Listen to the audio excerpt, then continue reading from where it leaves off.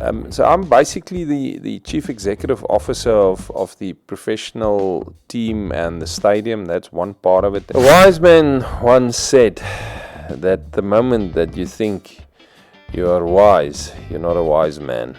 To engage with the media, because the media, takes the message to the public, and if you but you got to spend time with your kids. I think that's important. You got to. How are you bridging that gap and making sure that, in as much as yes, we want to see black players playing up in the higher team, that we have neglected women. That's how we started this Elise Lombard,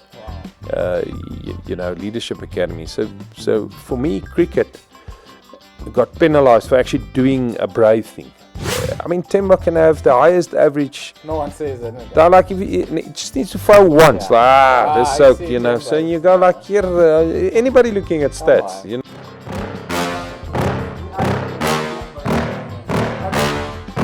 Yeah. Please tell me that I can't, that I won't, that I fail, that I'll never make it out. Yeah. Please tell me all the bad, never good. Fill my head full of every single doubt. Yeah. Please say any negative thoughts. I pop off when I hear people. Hello there and welcome to another one. I trust I found you in good spirits. My name is Mr. Tender, back with another one. And in as much as I'm shaking in my boots right now because the person next to me is a legend. Again, let me not get into that swing of things before you see him on the shoot. But thank you and welcome to Game On Podcast. We come to you every Thursday to ensure that we bring you individuals that are servants of the sport. And in this regard, is servants of cricket. Pumza is here behind the camera. Aya is here as our content producer. Harry is not here. Raphael is not here. But you are here, and thank you for making your time to be here. My name is Mr. Tender. Again, we always say with this banner down below, it's for you to advertise. And as you advertise your company, we get a kickback as well. Because you need to understand that bringing all this, it costs money, and we need that. And as you advertise your company and gain a footprint, we are also getting something in return. So it's tat for tat, tit for tat, something like that. Anyway, ladies and gentlemen, meet Dr. Jacques Faul. And you know what? There are certain individuals that deserve all the accolades and all the, when they go boom and those things, my bobs are coming out. And I think this gentleman is one of those people. And I am just super humbled when he responded to me. I think let's get into that before I bring him on. Let me take out all the nervousness and take out all the anxiety and say exactly how I felt. I sent Mr. Jacques, Dr. Jacques, a message. I think it was around about 10 or 11 p.m. And in the message, I said, we are running a podcast like this, and that. And I understand that you're a busy man. I understand that you're such a big name that it's possible that you don't respond. Now, you understand that I'm a man of faith, but then imagine you send something and you don't have the faith that they're going to respond. At the same time, you've got the faith that I want them to, because this is going to mean a lot to my career. This is going to mean a lot to the person that is listening to you. And I know for sure the conversation that's going to come out of this is going to be massive, explosive. Ladies and gentlemen, meet Dr. Jacques Faul. Hello, sir. It's a lot of kind words. I don't even know how to respond to it. I also get nervous when there's a microphone in front of me, so maybe we should just both calm down.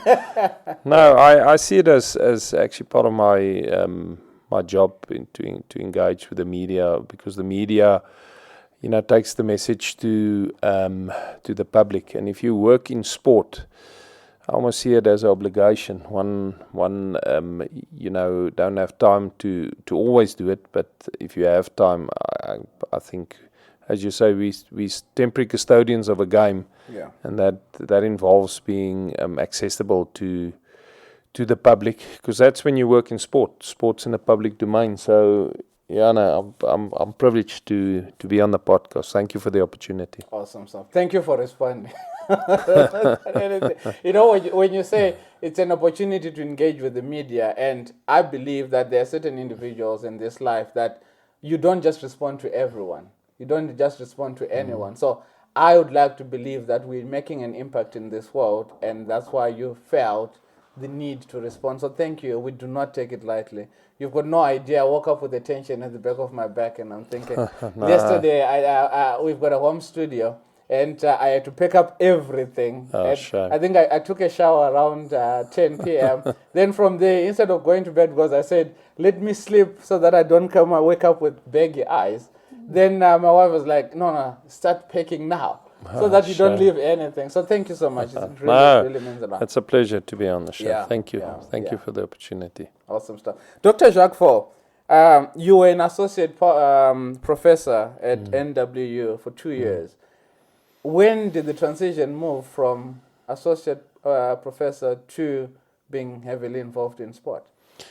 Yeah, it's actually probably the other way around. I'm a CEO now for 20 years in cricket. I got appointed 2003 at Northwest. I actually studied or continued to study because I realized I couldn't do my job. I was so young. So my first year, I was almost like tiptoeing and convincing everybody, including myself, that I am, I can do the job. And then I realized I was 34 at the time. And then I realized I can't. Okay. So I almost realized. 34 at the time. You look 35. Huh? I wish. Yeah. So at the time, I realized that I can't do my job. So I then started studying. I think I was surprised that I actually started passing subjects. Wow. So I studied for 17 years non-stop, which is actually quite a long period of time. So, and then I think if you study that long, and you got to get into the front of the class and not just in the class. So I was made associate professor. I worked mainly at the business school, or mostly at the business school. I'm busy writing a handbook on crisis management in sport, because after 20 years in sport, that is what you realize. But so I've been blessed to study mostly management science and also law. But the reason for studying, I think, is for me, it did empower me. And now everybody that works for me got to study as well. So I think some of them are actually sorry that I studied that long. Awesome stuff. Anyway, before we jump into the interview and what today is all about, we've got a few questions. It's a game. So it's a game to warm the room up. And like we always say, I don't know if you remember fine sessions. After a game of cricket, there's always going to be a fine for you. If you take a fiver, you're going to get a fine. If you got one or whatever. I know fine sessions well. I played for a long time, exactly. So yeah. So basically, the system is going to judge you whether you did it or not. So the first question is, never ever Googled a pickup line. I'm actually so old that I never ever did. Yeah, that wasn't the technology wasn't available when I needed it. So you never did. I never did. Yeah. So whatever pickup lines that you got with your wife, it was. Yeah, no, that was pre that. Yeah, I wish technology was available, but never ever. Yeah. Yeah, awesome stuff. Never ever fallen asleep in a cinema. Oof, I have. I worked long hours. I don't know. Somehow, I remember my wife convinced me that we got to go to movies. So yeah, and the movie wasn't great. Yeah. You couldn't say no. No, I couldn't say no, unfortunately. But at least you were there. I was there in with spirit. Women as well. In as much as you can sleep, they don't mind you sleeping with them. Yeah, you can sleep when you are in the cinema with them, so that's good. Absolutely. Number 3 says, never ever told someone I wasn't home even though I was. I think never ever. I'm seldom home, so. Wow. No, I've never told. You're hardly home. And I like people to come to my home, so that's not one I haven't done. Can't think of a case. So you're not that kind of man that says, I'm tired of people. No, I'm okay. I'm okay with that. No, never ever. Yeah, I can't think of a case. Yeah. Wow. Not even with the in-laws. I mean, that one. So that you're blessed to have in-laws that you say that. Wow. Not even with the in-laws. Wow, they are blessed. You guys are blessed, actually. Never ever used the "Do you know who I am" card on someone. Do you know who I am? I don't think so. No, never ever. I'm just not wired like that. I'm actually no. it says to me humbleness as well, because a lot of times you want to get out of sticky situations by what you do, and if you did something wrong, just own up to it. I think my wife has used, do you know who my husband is? More than I More wouldn't than have you. used it. No, I'm not. That woman is amazing. She knows, she knows her worth. A shout out to her. The last one, never have I ever forgotten my spouse's birthday or... No, I have. Yeah, that is Yeah. horrible, but I have. Yeah, no, that's a busy life. Why do men always forget this thing? Nah, but I got my PA reminding me now when it's Secretary Day. So I've come up with a system that works better for It me. works, Yeah. And you managed to make it work. So Yeah, it's working nicely. So anyway, those were the icebreaker questions. Those and are great questions, just to, actually. Thank you so much. A shout out to the ghost lady for coming up with the questions. So thank you so much. No, well done. Good work, yeah. Anyway, every time we about to interview somebody, the first question the team would say, especially if I think the ghost lady is not in the cricket circles and our editor and all that, they're not in the cricket circles. They just do their job because they're part of the team and they love what we're doing. And the first question that they would say is, who is that? Now, for someone like you, you can't ask who is Dr. Jacques because it's everywhere, you understand? But then I always want to ask that question from the horse's mouth and hear it from the horse's mouth. Who is, not who's Dr. Jacques Faul, who is Jacques Faul? Yeah, I think it's very relevant if people don't follow sport, and sport is actually quite complex because there's a lot of role players in it. So who am I? What do I do here? So I'm basically the chief executive officer of the professional team and the stadium. That's one part of it, and then I am also the chief executive of all recreational cricket or amateur cricket. Which includes women's cricket. Actually, women's cricket, we've professionalized it now, so that's even better. So it includes all, if you like, recreational or amateur cricket, youth cricket, and then, of course, club cricket as well, differently abled cricket. So it is a big portfolio. However, we've got we are actually blessed to have great staff here. That I got to acknowledge first. You're just as good as your staff. So you do oversee it. It's not unusual to be a bit of a group CEO, in that you would manage both. It is split in a certain way, but in our instance, I oversee it. So I oversee both amateur and professional cricket, and then of course the stadium, which is a big asset to manage. Yeah. I think we are in a nation that loves cricket so much. Could it be that's the reason why you decided to be a servant of sport, because cricket has always been a sport that's accepted by the public? Or was it a matter of, we had to choose between soccer, rugby and whatnot, and saying, no, I love cricket more than I love soccer, so I'm going to be the CEO or I'm going to serve, because I look at you as a servant of the sport. So did you then say, I'm going to cricket because I love cricket, or it was a default setting that just fell into your lap and say, okay, I will use this, I'll go this route? I played a lot of even soccer. I mean, I played soccer, rugby, cricket, and a bit of athletics as well. So, but I think I excelled in cricket. I was a provincial cricketer. So, and then I was young on a provincial cricket board. So, out of that came the job offer in 2003 at Northwest. Which is an opportunity that I wanted to work in sport. Look, like I say, you're a temporary custodian of the game. You got to serve the game. Nobody owns cricket. Cricket's owned by the public. Everybody that throws a ball and hits a ball and bowls a ball, fields a ball, supports it, scores, umpires, they own cricket.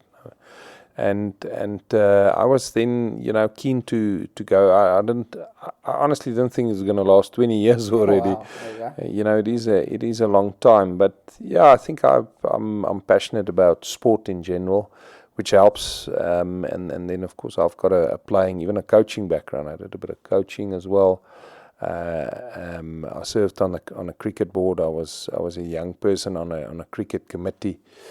I've got an interesting history in that in the 80s, I played for an Indian cricket club in Mansell Park. So I actually were blessed to play both then sadly separated cricket. I was also blessed to play, in a multiracial team.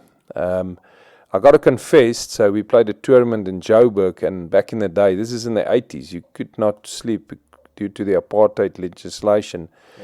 I slept over in Mansell in Lenasia. Yeah. 3 nights, which actually makes me a criminal.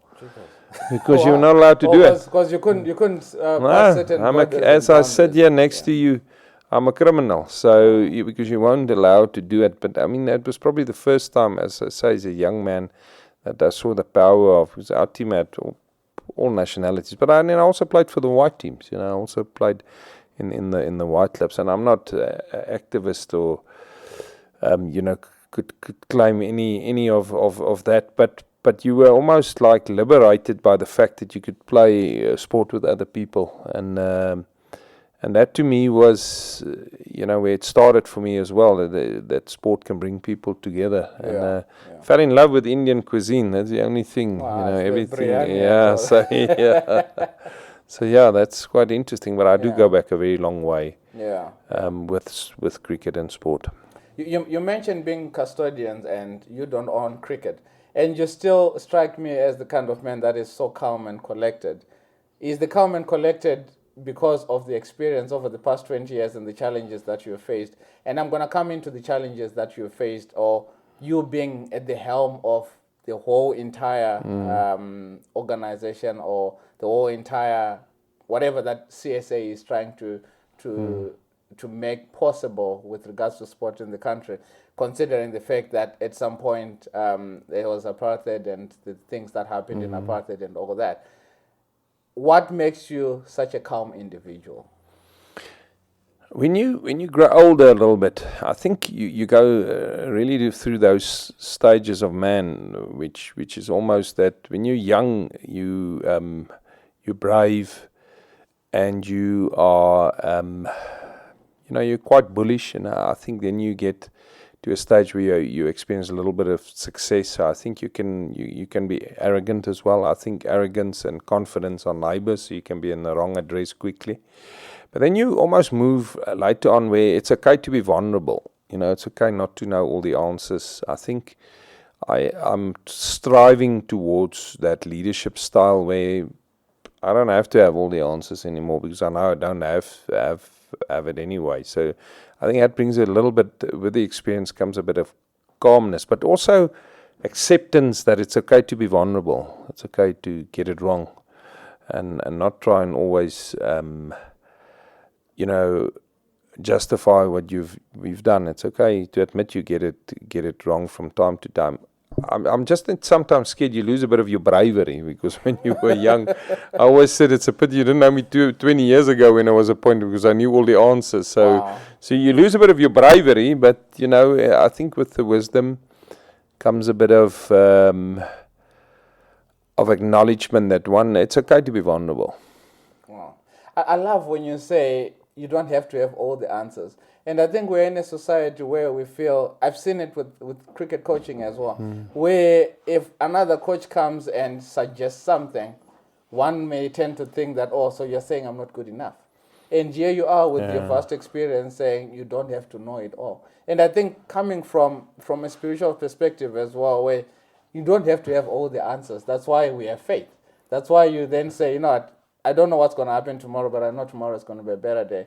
Just like I don't know what this interview is going to end up, or where it's going to find relevance in it, but I know that something good is going to come out of it. It's so important for man, or it's so important for a society to understand that you don't have to know it all. So thank you for that. That's a very Look, I think, this is where faith plays a huge role, is that you're not the ultimate controller or creator. So just accepting that allows you to be vulnerable in saying that there is somebody that looks out for me. Yeah. There is a higher spirituality. So that in itself. So some of the most excellent people that I've worked in after all these years of studying, I guess I can claim to be some form of quasi-scientist. So some of the best people that I've worked with has got that higher level of maturity and of knowledge that there's something bigger than you. So that in itself, I think, should humble you. If that level of acceptance that there is a higher purpose, there is a higher spirituality, that in itself brings a humbleness around upon you. That is, my take, and some of, like I said, some of the most brilliant people I've worked with has got a sense of that. Wow. And it's always amazing you being appointed as CEO, and we're gonna take a pause on that a little bit and come back to your family. You mentioned when we're doing the icebreaker questions that you're hardly at home. How then does one manage a successful family, because your kids are doing well on their own? You've got successful marriage. The fact that you're still married and you're still alive, well done on that. How do you keep a balance between that and still running such a big empire? Because Northwest was a very big empire. Titans Cricket is a big empire. To then go on and be acting CEO for Cricket South Africa for a year, that's even bigger. How do you balance that? Because surely 8 hours a day or 10 hours a day is not enough to cover the office part and still be there for the family. Look, I mean, you got to designate time. I just got a wonderful family, a wonderful wife. I'm a pretty loved husband, so I got divorced, get married again, and I learned out of my first marriage of what I got wrong. And I'm married now for 14 years. So, but you got to spend time with your kids. I think that's important. You got to spend time with your wife, but you also need a wife. My wife accepts that it's long hours, but we deliberately book family time. You almost got to plan it, so it doesn't happen like in a normal family. You actually got to designate the time together. I see. Otherwise, so you almost got to manage that as well. But I did say I think my wife wants to leave me, but she can't get hold of me to tell me that she's leaving. So now I just got a wonderful wife that understands it. But you got to plan for it. You got to. I mean, my PA's got to book it. Book our time away as well. So we designate that as well. But it's people that's got a much more difficult work than I've got, that works in mines, works underground.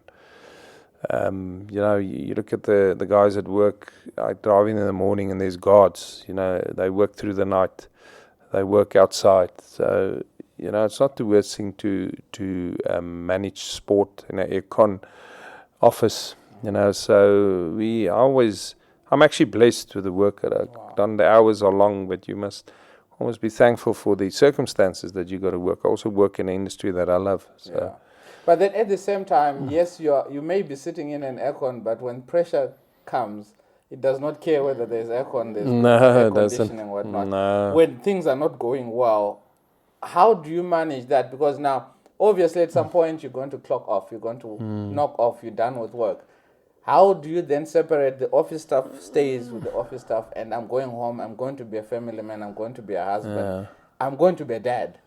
I got better at it over the years. In the beginning, you took your work home, it lived in your head. So I got better over the years, accepting that, if you're at home, you got to find ways of switching off. I play a bit of golf, so that helps. I try to be a bit more active if I don't study. But I mean that is the key thing, that you got to do something that just takes your mind away. You get better at it, but it's not like you choose to worry about things. You worry about things, So, but over the years, I think I've developed a bit of skills. I still do. Things go wrong. Which the more experienced you are, you know that you're going to not solve at 2 o'clock in the morning in your bed. So you get a bit better with that. But you got to develop skills to deal with it. But if you're in the event industry, in the sport industry, things go wrong. I mean, that is, you almost got to accept that as well. But you got to react to it. So. Yeah, I'm getting better at it, but the worries didn't go away. So worries are always going to be part of it. But then at the same time, what's your scale of saying I'm doing well as a husband? What's your scale of I'm doing well as a CEO? Who do you report to and say, do you sit down with your wife and go, babes, am I Am I doing well as a husband? Is it a kind of question that one is willing, especially when they're right at the top, that are willing to, you want to be rated, or you want to, let's have a scale, judge me, where am I going wrong? And if you are judging me, I still need to be in a position of taking it and saying, okay, so I need to fix 1, 2, and 3. And if I am doing well, what can I do to make it better? Is that something that you use? Is that a scale that you ever use or ask? I think honest feedback is more the way that we approach it. You know, she would say, listen, I think my wife's concern is almost more burnout for me, that I just work too hard. You know, I literally work too hard. So honest feedback is more, listen, I think, you know, let's go away for a weekend or just do something with the family. So to me, that is the way to do it. We do interact. I mean, if there's matches, she comes to the matches, so that helps. We run around, but you know that helps in doing it. But you need to create an environment where you should be acceptable for, listen, you know, you're working too hard now, almost. So with us, that's the thing, isn't it? That you just keep on going. But then is there such a thing as, you know, I grew up being told that you rest when you die. I don't know if you ever heard that statement, where keep on working hard. Yeah, because you never reach a point where you're comfortable. Because the moment you're comfortable, you're never going to grow. So could it be that that's the driving force behind you, and the fact that you do what you love? Because a lot of men that are in your age, and I'm not getting there, a lot of them are cruising around with Ferraris and whatnot because of midlife crisis, because they're doing stuff that they did not love. And here you are, you just cannot stop. Is it because, well, I'm doing what I love and I'm not supposed to be comfortable and I want cricket to be better?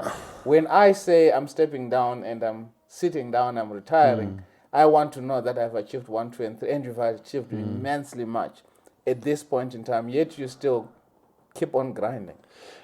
Look, success can also be like salt water. The more you drink, the more thirsty you get. But I think true success is if you're content with what you've achieved. So the Ferrari, I'm sponsored by Volkswagen Amarok, so that's why I wish Ferrari would sponsor me. I wouldn't tell the Amarok guys that, but even they would understand. But no, I think you got to be careful that you're so driven by success that it almost becomes your personality and your persona. I think you got to be a dad, you got to be a husband, you got to be just, you know, Jacques, you know, so you don't have to be. I'm always fearful that I become, you know, a CEO of a sporting union, and that's totally you. You should, I guess, you should be a bit more than that. That's why I love the academics as well. I mean, the problem with becoming that and that being your whole being is one day it'll stop. So what are you then? You know, you almost, if I'm not the CEO of Titans anymore, so tomorrow I stop working, what am I? So the same with titles. I mean, surely you can't just be a doctor or professor. You got to be a human being that stands for something. So I have a issue with people that becomes, you know, I'm academic, I'm a professor. I mean, you're a human being firstly. You're somebody that, to my mind, should live a full life with, in my case, serving others and being there for your whole family, rather to being a title. Wow. You know, otherwise it becomes empty and it stops. So nothing lasts forever. And I think sometimes one needs to be mindful of just chasing success. Like I said, salt water. For me, I like the academic side of things because it feels like I can share knowledge and I can give something back. I started CEOs in sports. So for me, the you know, winning on the field we've been very successful as Titans, but you know, so you don't always win everything. You know, it's just the reality. There's always a bigger purpose in life than just looking, you know, after yourself. So, and you'll always be remembered, I don't think by your title, but what you represented. So I'm always mindful of that you become, this untouchable person almost, people will just remember you as how you made them feel. To make it actually very simplistic, I can have all these titles and all these accolades. The people that work for me will judge me with the way I made them feel and the role I played in their careers. Not by a title. I can't say, if they ask who's Jacques Faul, they don't go professor, doctor. They go like, this I played a role in my life, or he didn't, or he made me nervous, or I don't think he was a great guy. They don't give you titles when they assess you. So and that's true for everybody, and that should rather guide you in the way that you, I guess, in the way that you almost treat people. You know what? We can even cancel the interview right now because the amount of wisdom that you've just given us now. But then it's amazing to me that you are able to split, because a lot of people, then we don't know how to split. We don't know how to become husbands. We don't know how to become the batsman or the bowler or the sports person. You don't know how to become a dad. You don't know how to split everything. Now you're going to find that you come into the marriage and you want to be the CEO in the marriage. It's never going to work. And for you to then say, we need to be human beings, because it's about how you make people feel. No, Dr. Jacques, that's wisdom on another level, because a lot of human beings don't understand the impact of just being a human being. Be a good person only. As we carry on, you moved from Northwest Cricket to Gauteng, and you're the general manager at some point. Northwest and Gauteng, obviously Gauteng is bigger, but what was your main reason for moving? Because at the same time, you're a servant of sport, so obviously there was stuff that you still needed to achieve at Northwest that you had not achieved. Or was there? What was the thinking behind the move to Gauteng? Yeah, look, we formed the franchise. So I was actually, for a couple of years, serving both general manager and still CEO at Northwest. So we formed the Lions franchise. Cricket South Africa changed their competition structure to 6 franchise teams. So we combined with Gauteng. And then, I became the acting CEO at Gauteng for a couple of months as well. I did a lot of acting. My friends say I did more acting than Julia Roberts in my career. Yeah, because there's a lot of acting in your bio, yeah. I think at Northwest it's a smaller province. The Lions was a big brand. It's a Joburg-based Wanderers brand. So it's the first time that you almost got taken out of a protected rural environment into a big world stadium. Wanderers is an unbelievable stadium. To me, it's one of the best in the world. And also the aggressiveness of Joburg business. It's aggressive. It's rural areas. Your sponsors become your mates. So I think that helped me a little bit. I actually got a great story. We started Senwes Spinners, and it's a farm school project at the Northwest. And we wanted to do something for rural schools in the Northwest, and that is the poorest of poor kids. Let me tell you, Opportunity stops 20 kilometers from a farm school. They got nothing. There's no facilities. We wanted to do something with them, and Senwes actually sponsored it. And so there was a tournament held in Klerksdorp, and then they played in Potch, the final. Kids were put up in a little school race, and I interviewed this one kid. And he couldn't speak English or Afrikaans, so the teacher was the translator. And I said, look, man, we're videotaping this for Supersport, so whatever he says is his highlight. Let me choose that for him. Yeah. Was that he played at Senwes Park. So the interview, the kid didn't hear Senwes Park. So I asked the teacher, what did he say? He said, I've never worn shoes. I've never slept on a bed. Never gone to a movie. I've never had a popcorn and a slush puppy. So sport can do that. So what we did at Northwest, that's still going for 17 years. The one player was the first to go to high school and university of his family. So sports got that upliftment now. Why I'm telling you the story is coming from both Lions and Titans are very powerful brands, and they're very strong in their own rights. And the people that was here before me created that. It wasn't me. They were always strong. It's not like when I arrived here they were struggling. They were always strong. Yeah. The same with the Lions. Joburg and Pretoria brands have always been strong brands. But the opportunity we had at a small province like Northwest to do things like that even made me more proud, because for 17 years it changed. It now actually has they deliver a kitchen, a mobile kitchen, and you know, for those kids. So it's and of course facilities. So I've got coming from, you know, a rural small town, I've got a lot of empathy for kids in the outlying rural areas that don't get the opportunity.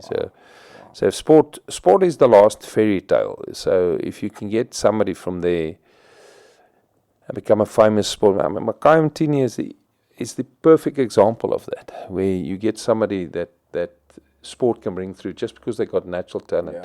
And God-given talents aren't just in cities and in private schools. It's everywhere.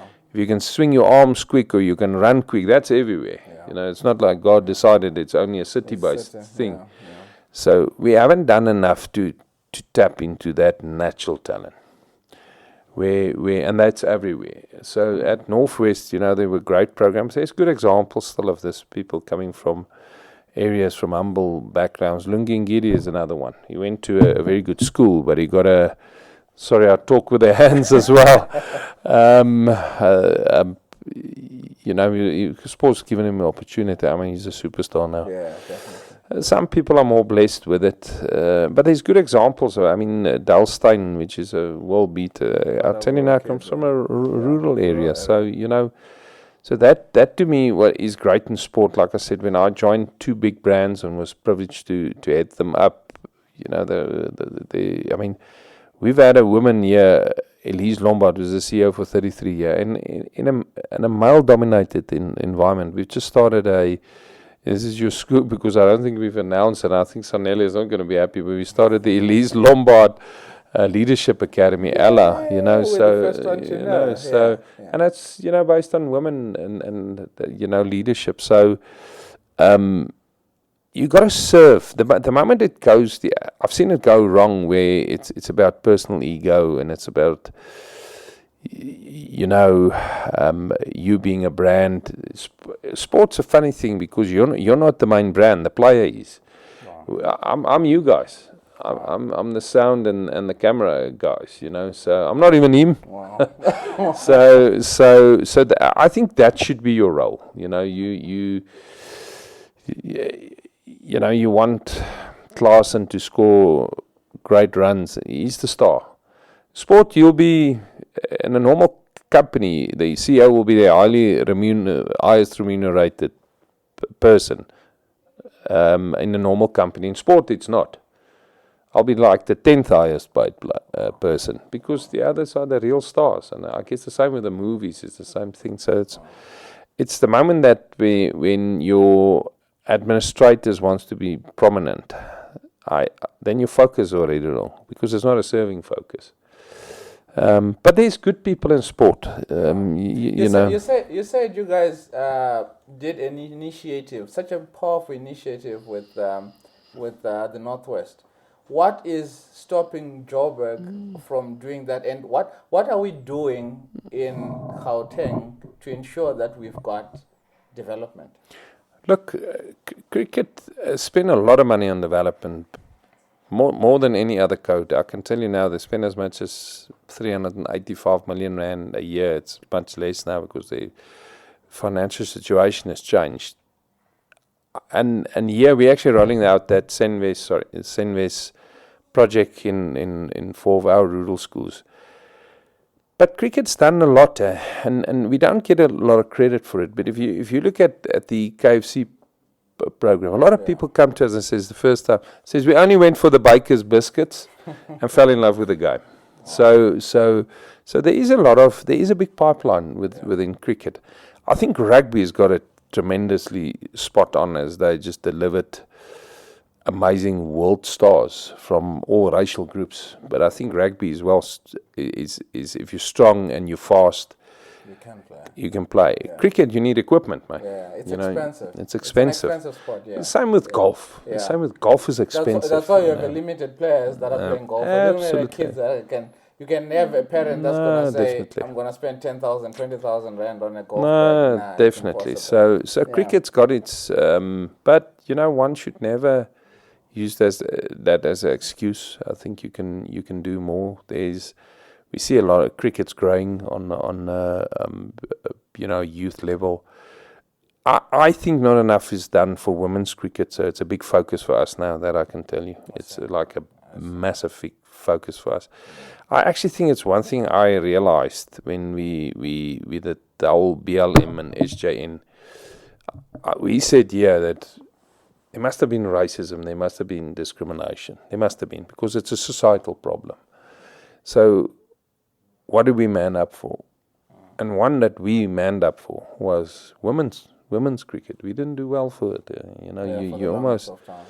So that's a big focus for us now. Inclusivity is a big focus for us. We want to bring people closer because we think sport can do it. Sport's opportunity to do it. I had a chat to Thando Bula. And he sends, when I told him that I'm going to interview Dr. Jacques, he's like, send a massive shout out to Dr. Jacques. Jeez, that's my mate. And I know he's watching this and he's thinking, yes, definitely. And he spoke about him starting playing cricket. He started with Bakers. And from Bakers to right now it's KFC. How important are those structures to ensure that you end up, how many times are we getting a kid that started at KFC or Bakers to still come and say they've got a professional contract at the Lions or at the Titans? What are we doing differently, or how important are those foundation phases? Look, there is a drop off. There'll be 12,000 kids that play KFC, and there'll be 20 contracted on there. So there's a natural drop off. But I do think they become scorers, umpires, and fans. Thando Bula was a hell of a player. Let me tell you now, a fantastic, gifted player. He played for the Lions, but he's a Noordwes Dragons legend. Some of the best hands that I've seen in a wicket keeper. Gutsy bat.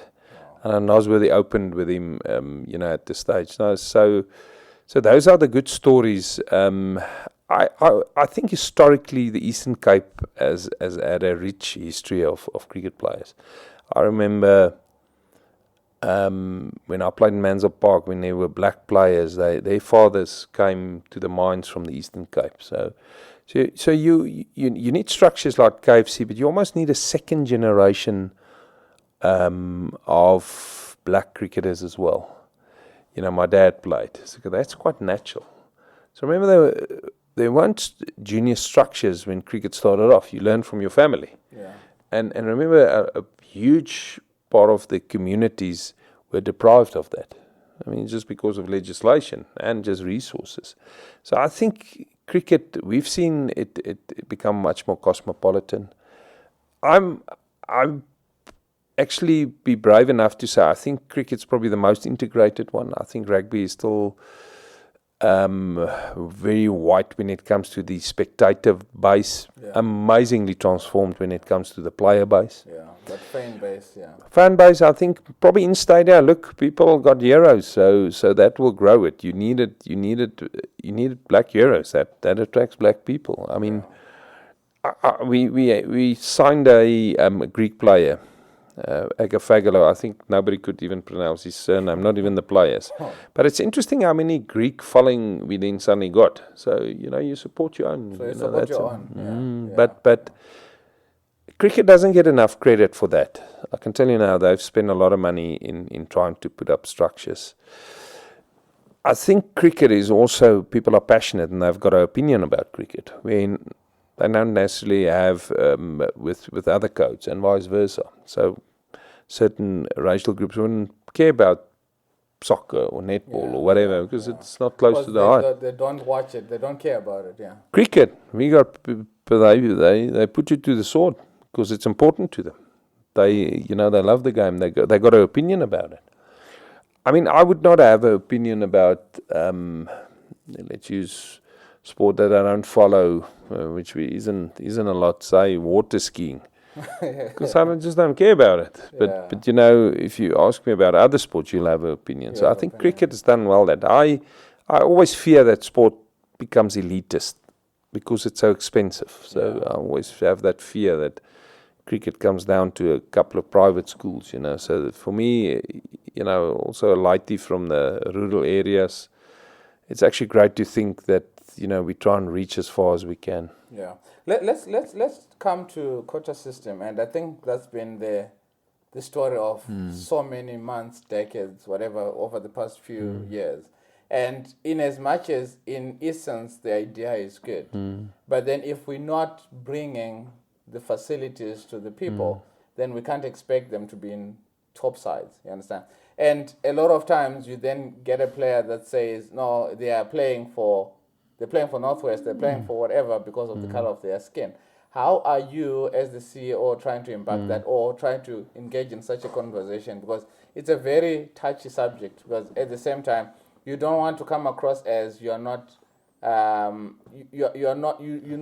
remorseful of previously disadvantaged. I get that. The reason why I'm asking that question is because there is a cricket ground that was created in Bromfisher, somewhere in Soweto, and it was a really good facility. I believe Titans played Lions in the Ekasi Challenge at some point. Yeah, we did. Very beautiful facility. Yeah, Dobsonville, Dobsonville, yeah. They had an indoor facility, they had good grass nets, turf, and everything.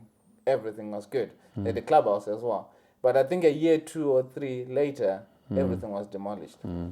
And you come back to say, we need to do something for quota system, yet the very same people that you're setting up for, they don't understand the importance and they don't appreciate it. How then, as the CEO, can you then say, what are you doing to ensure that there is enough quotas in the sides, and also providing opportunities? Because you said your part of your portfolio is club cricket, and it's amateur cricket, it's rural cricket. Yeah. How are you bridging that gap and making sure that, in as much as yes, we want to see black players playing up in the higher teams, but what are we doing right down at the bottom with their parents and everyone to ensure that they understand and appreciate this game, for them to take care of these facilities?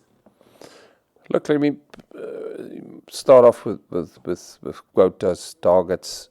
I don't think the game would have progressed and created opportunities if that wasn't imposed. I honestly just think that your white communities were so advantaged versus your black communities that no black cricket star would have come through. That's just not possible. So you needed to create something to address the imbalances. When Titans cricket was the most successful, so making the most money, most sponsorships, and winning trophies, we were the most transformed. So if you say to me that we would at Titans, the old Northern Transvaal, have a black president, a black coach and a black captain, and win trophies and be coach of the year, if it wasn't for a system that gave black people the opportunity, it wouldn't have happened.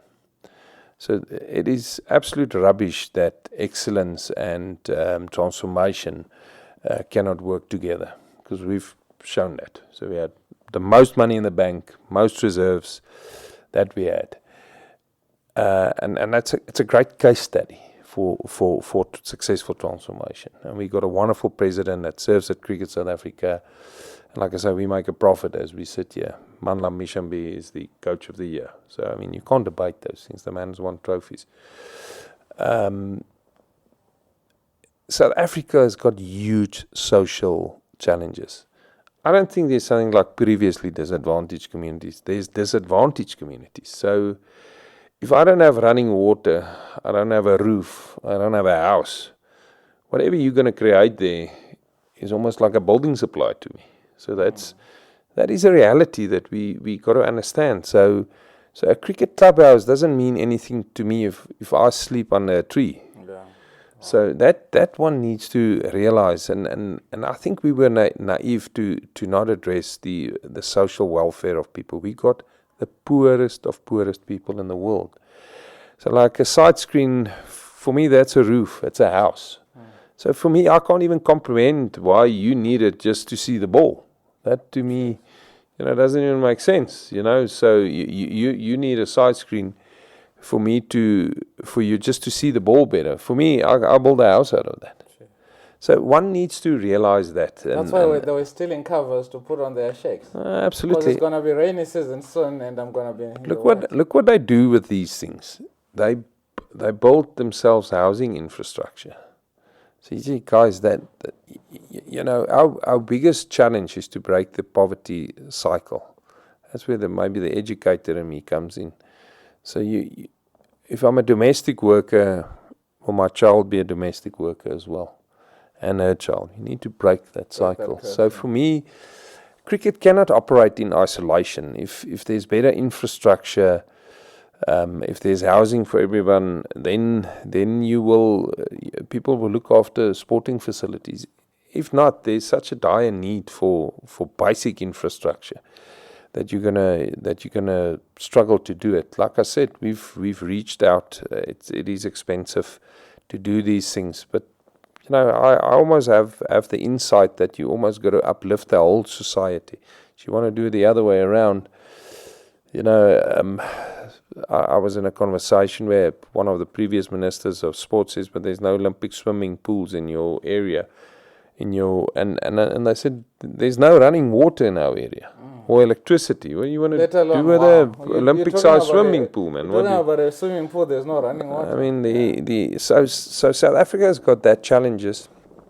I am mindful that it becomes elitist. Ali Bacher has got to take a lot of credit for wanting to take the game into township areas. So and one needs to continue, needs to find ways. We've got 6 areas we look after. The Ikazi Cup was a good example, and we hopefully going to relive there. We say we want to upgrade the facilities.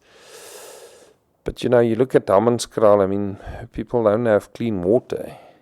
Look, there was a cholera outbreak not too long ago. So guys, we Africa as a continent struggles to run out or roll out more than one sporting code. Soccer is dominant, so it's almost soccer, and there's a lot of reasons. Easy to play, it's cheaper to play, so infrastructure. So Africa, in a way, try and roll out. They roll out 3 successfully, so in my mind, soccer, rugby, cricket. Then there's a few other ones. I think hockey, netball has gone nicely. Athletics has gone backwards a bit, but they roll it out.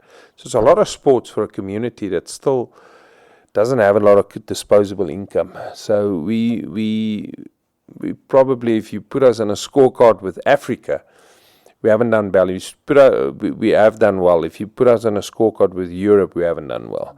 But the social challenges are, it impacts on people. Like I said, people steal it to build a house. I mean, you can't really fault the person. It's just like someone that goes into a shop and steals Pampers, for example, or diapers for a baby. Yeah, exactly. Baby has no diapers. Are we going to judge them for stealing? Yes, it's not right to steal. No. But then maybe look at the reasons behind them stealing as well. So you are the CEO of Titans, and you said your portfolio is club cricket. And the reason why we started the podcast was to give a shine on, or to give a limelight rather, to club cricket. Because a lot of times we tend to feel like club cricket is not, it doesn't do much, because professional cricketers are not coming back to play club cricket, or their schedules are way too tight for them to then come back to club cricket.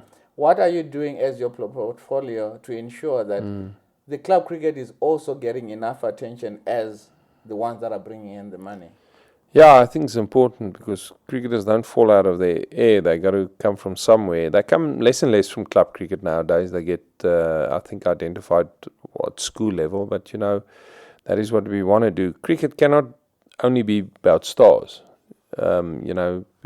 Somebody that loves the game, we've got to make provision for them. I think you scoop everything now. So we're looking at a Super League that covers us, Easterns, Central, Gauteng lines, and Northwest. So that's the one.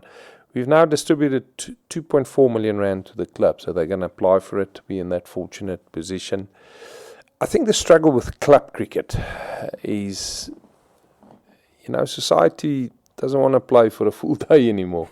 They want to play paddle for an hour and then, sit on a deck in a clubhouse. So we are competing with other sports. We got to almost reinvent club cricket. We're blessed that we probably still very strong with it. A lot of people still play it. People play sport. Remember, on that level, people don't get paid. They got to play it because they love it. We're forever reviewing it and see what we can do make it a little bit better.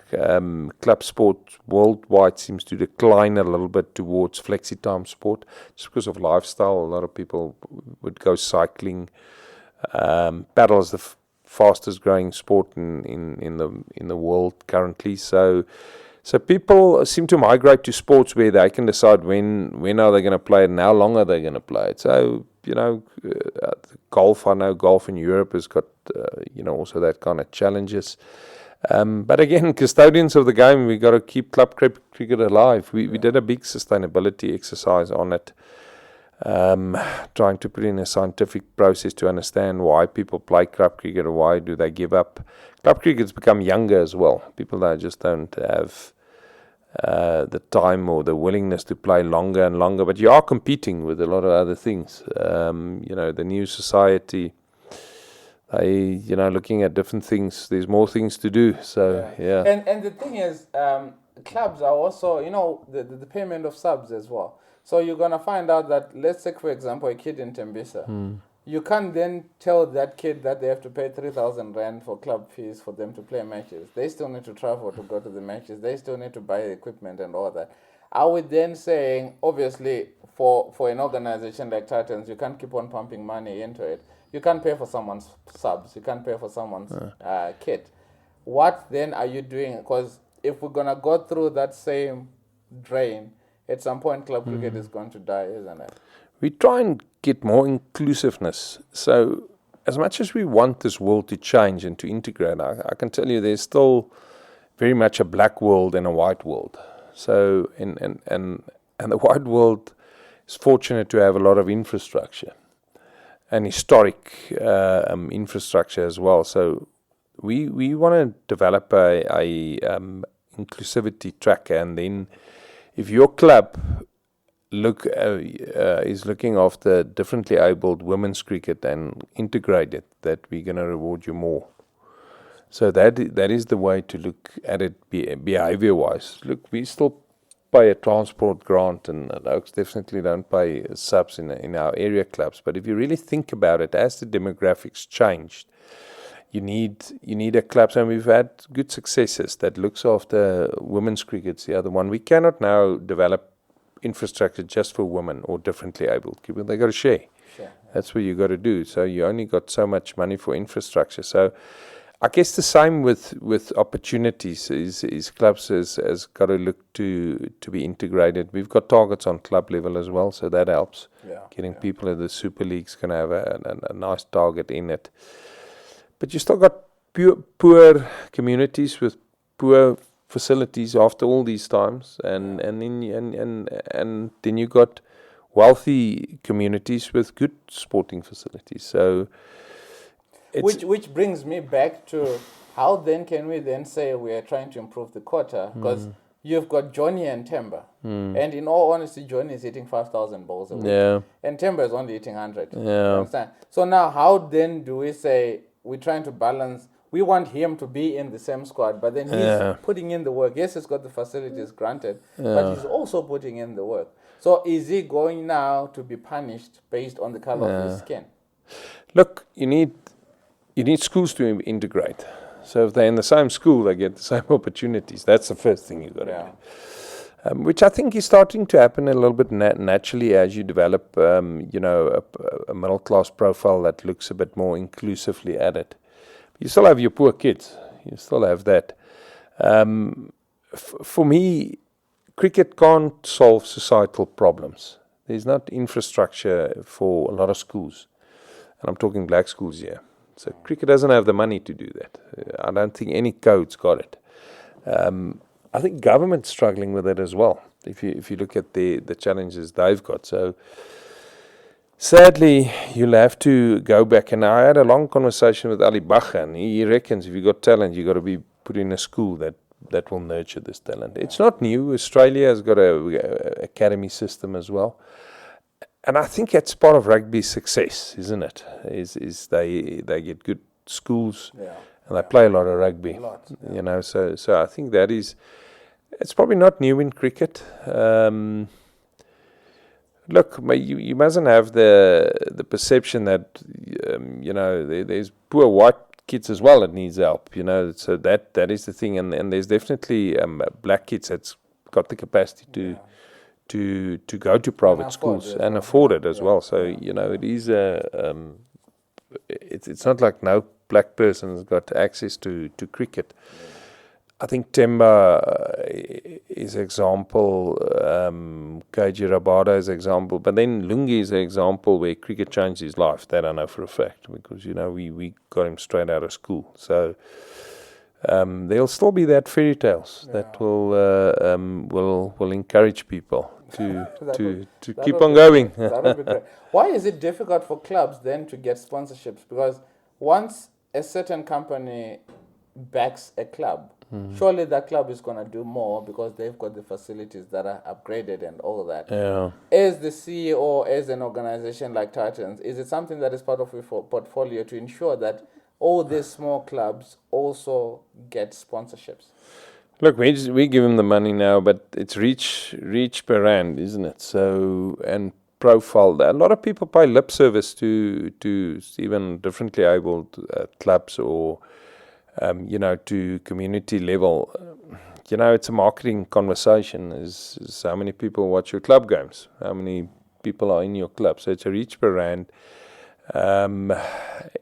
Overseas, we sent Charlotte Sarwadi, which is our cricket service manager, to Yorkshire a couple of years ago. 580 clubs self-sustained. But that's a culture of it. You know, the community is... The community is so... We're not there yet, and I don't think we're investigating it, but you probably got to rather have a collective where we'll give you some exposure at the stadium if you sponsor all the clubs. So that's probably how we're looking at it. But that's also been challenging. You know, everybody wants to sponsor the Titans. So, yeah, because obviously a lot of people are coming in to watch. And So also eyeballs on it. You know, 700 million people will watch the Boxing Day test in India. So that makes a lot of sense to sponsor that. And that's where you sell your sponsorships. So. Yeah. Before, I've been with you for an hour and it feels like we've been talking for a minute. Our content producer had a question for you. It says, how did it feel to be appointed interim CEO of the CSA? The day that you got the call, what was the feeling? Look, I went there twice. I went there in 2012 after the bonus scandal, and then in 2013, it was the 7th of December. And I think because I've done it before, I knew that we were in trouble already. We revoked accreditation of media, and corporate SA just turned on us. And we were there also. I think BLM was a painful period in our lives there as well. So yes, it was difficult. Now look, I've done it before. I was actually advised not to do it because it's just such a poison challenge. But, you know, I never do it permanently, and I've never applied for the job. So I had the honest intentions of trying to help them. But yeah, it was probably the most challenging times of my lives. But so looking back, I actually feel that, you know, one always wants to serve, but it was hard. It was a hard one. Yeah. It was a hard one. Yeah. Then the move from general manager at the Lions to CEO at Titans, the transition, did you struggle to make that decision? And you said with the CSA, you were advised against it, yet you went ahead and did it anyway. With the Lions to Titans? I always have a soft spot for the Lions. It just, you know, I started it, you know, in 2003, but... so the way it worked is I went from Noordwes, then I did a year at Cricket South Africa, and from there, and you know, and then I was part of the Lions, Noordwes Lions, and then I moved over. But you know, that's I applied for the job here, and the CEO had passed on, Elise Lombard, and I was always, you know, looking up to the Titans as a you know, big union. But yeah, no, definitely Northwest, I've got a soft spot. CSI, I got to tell you now, CSI is in the best position they've been in 5 years. They've got good people working there. Puletsi Museki is a great CEO. They got Enoch Nkwenau as the director of coaching has done well. So they have stabilized it. They're paying for the sins of the past, I guess, because the public perception is not there. I think what they got wrong is even with the SJN hearings, is that was an honest way of providing a platform. But if you ask any company in South Africa that anybody had worked or had interaction with them that felt discriminated again can come and testify in a hearing, I think it'll take 3 years, man. So discrimination and racism is not just limited to cricket. Cricket were at least brave enough to say, all right, there's a platform. And there were horrifying stories that came out of it. And I don't think they were all true, but you got to admit that, there must have been racism and there must have been discrimination. So the only criticism I have against it, I don't think a lot came after it. It was almost like it just stopped. So that to me is a worry. But that cricket then, I think, actually angered all communities. I must be the only oak that gets death threats from far left and far right. You can imagine that. So at the time, that's what I got. So you imagine, okay, but that is how we were split up. Look, we got a lot of things wrong. I think, looking back, we should have managed it. We should have been much more sensitive in terms of certain political decisions there, which we got wrong. And I take it on the chin. I should have advised a bit better at the time. But cricket then actually moved on. It got a majority independent board. It got an independent chairman. I think it's well run. And I think corporate SA should warm up a bit more to it. Look, your poster boy now is rugby. You can't blame it. They're doing really, really well. They're doing well. And they integrated. That's what you want to see. You can select from 1 to 50 in any race, and there's no debate. And that's that kind of merit that you want. But you can't tell me that KG Rabada is not a world star, or Lungi Ngudi or Temba Bavuma doesn't deserve his position. So they're quality players. So they're or Shamsi. You're so blessed to have these people. But I think so cricket, by almost creating a platform and saying, listen, let's look into racism and discrimination, almost paid a heavy penalty for providing that platform because it angered everybody. So the black people feel, we discriminated in cricket. White people think there is no future for us, Even the colored and Indian oaks think we're losing out again. So I think that was unfortunate. But I do think it was a noble attempt to say, but look, at least let's have a chat about it. And out of that, a lot of things came here. If we sign players, we contract, the salaries goes to the heads of the transformation committee to see that we don't discriminate. And it comes out of allegation, which I think we proved wrong, but we learned out of it. So South Africans, by ignoring the fact that there's unconscious bias, there's discrimination, there's gender discrimination. By ignoring it doesn't also solve it. You got to at some way decide how we're going to address it. At some point, we did this. I want to show you. I'm champion. Sky Blue Trust. I'm champion. This stands against discrimination. Wow. We started our whole thing, and I am a team for all. So we started projects where we said we got to train people. So during our capping, there will be people talking about it, about being inclusive. We do training all the time. What we started with staff is, staff tells us, I'm a Zulu. This is our tradition. Wow. I'm a Pedi. I'm a Venda. I'm Afrikaans. This is what Karen Smithies is from England. I come from England. We got a guy from Zimbabwe. So we then said, listen guys, this SJN, we got to do something after it. Women, I can tell you now, is a total new focus. We are now saying that we have neglected women. That's how we started this Elise Lombard, leadership academy. So for me, cricket got penalized for actually doing a brave thing, which other guys ignored. So it's like, okay, hold on, this is going to get bad press. But it's not like the problem disappeared. It's still there. It's still there. So I tell you now, unconscious biasness, the moment you create awareness, that's when it becomes conscious. But as a South Africans, ignoring it, we're going to be our thing. even further apart, man. It's our thing. Yeah, we What can't do, what ignore do what do we do it? So we are trying, and we're just blessed with great board here. I mean, De Borges is just amazing president.